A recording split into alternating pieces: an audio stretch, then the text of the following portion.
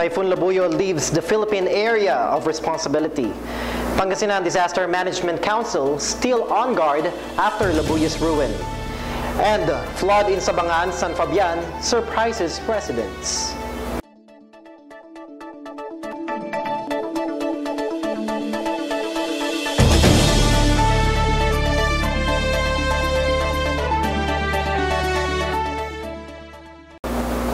I'm EJ Dangla. Good evening. Typhoon Labuyo finally exits the Philippine Area of Responsibility on Tuesday morning. Mayan Garcia reports. Typhoon Labuyo is no longer at the Philippine Area of Responsibility. That is according to the Philippine Atmospheric Geophysical and Astronomical Services Administration or PAG-ASA. Gregorio de Vera II, the Chief Meteorological Officer of PAG-ASA Dagupan, explains that the rains that will be experienced in the next few days are due to southeast monsoon.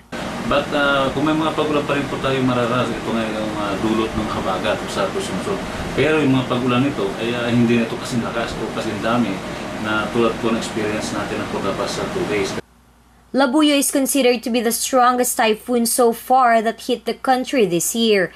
Meanwhile, PAG-ASA advised people to be alert, especially during calamities such as this. Sa ating po mga kababayan, dahil medyo makakawas pa rin po tayo mga pagulan-ulan, nandiyan pa rin po lagi. Pero lagi po tayo maging alerto at mag-iingat po. At saka isa pa, yung mga kababayan po natin, yung mga nakatira sa mababang lugar, at sa paginabundok na lagi po tayo nga maging mag-iingat.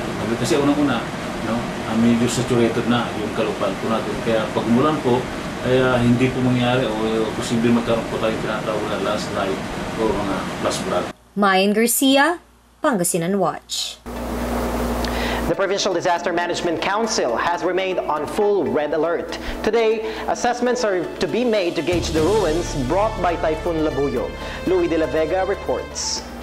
Labuyo, described as the strongest globally this year, has battered the northern Philippines on Monday, dumping heavy rains across cities and agriculture plains with sustained winds of 175 kilometers per hour and gusts of up to 210 kilometers per hour. The storm left at least 2 people dead and 44 missing. The typhoon triggered waves of up to 8 feet and left scores of fishermen missing.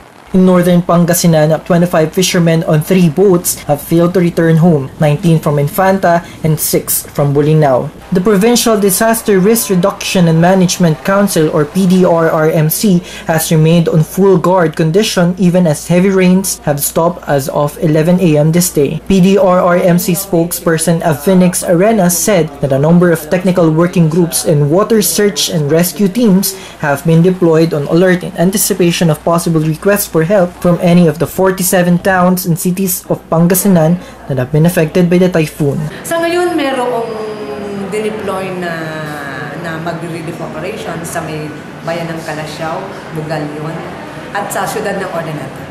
She also added that while Labuyo was forecasted to reach southern China this late afternoon, the council will issue flood warnings for several areas with the southwest monsoon expected and assess figures of damages brought by the typhoon. Since wala na yung bagyong lumabasan ng Pilipinas, so ang ginagawa na ngayon, ang pinagkakabalan ngayon or minomonitor ngayon, ina-assess ng PDRMC together with member agencies and offices yung extent ng damages to infrastructure. Pag sinabi natin infrastructures, ito yung mga roads, bridges, mga buildings na nasira dahil sa bagyong Labuyo. At sa agriculture naman, yung mga palay, mga high-value crops, mga fisheries, livestock, yung mga fishing structures, since maganda naman ang panahon, so they go out, assess, at kung ano man yung damages ay ibibigay sa atin para makulate at malaman natin kung ano yung summation o yung kabuuang danyos doon sa nabanggit na infrastructure sa agriculture.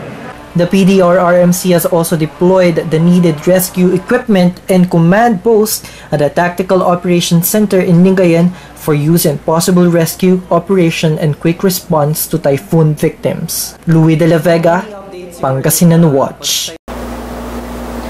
Rainwater brought by Typhoon Labuyo has unexpectedly flooded Barangay Sabangan in San Fabian yesterday. Here's my report. Residents of Barangay Sabangan in San Fabian suffers from unexpected flood during the onslaught of Typhoon Labuyo. According to Rosalie Orocha, the president of Barangay Health Workers or BHW of Sabangan, water had started to rise at around noon yesterday. 2 hours later, the flood is waist deep, which has driven people to flee from their homes and take refuge at a higher place. Lahat lumutang na kasi yung bahay namin mababa lang, tapos mga ano lang. Kalahati ng bahay namin yung kwan. Yung tubig baha po. Yung dito po, yung dito sa part na to. Ito ang pinakamalalim kasi yan lumutang po yan eh. Ito po. Yan, tumaob. Lumutang yan po. Hanggang papag siya. Ito, yan o na ano yan, hanggang papag yan. Their faucets from which they get the water they drink have also been submerged. She adds that the flood has caused allergies and rashes on their skin. May nilalagnat, marami pa sa mga bata po. Mga bata. Tapos kami din, nagtatarangkaso din kami. Aside from the rain the typhoon brought, the reason for the sudden flooding of the area is the vacant lot recently filled with sand and gravel. It used to be the catch basin of rainwater on the area. Residents say that in July, a certain Rafi de Vera from Mangaldan who bought the lot ordered the dumping of sand and gravel into it, leaving no space for the water's outflow. They are, however, thankful that San Fabian Mayor Constante Agbayani responded to their needs and ordered the digging of a drainage on the lot.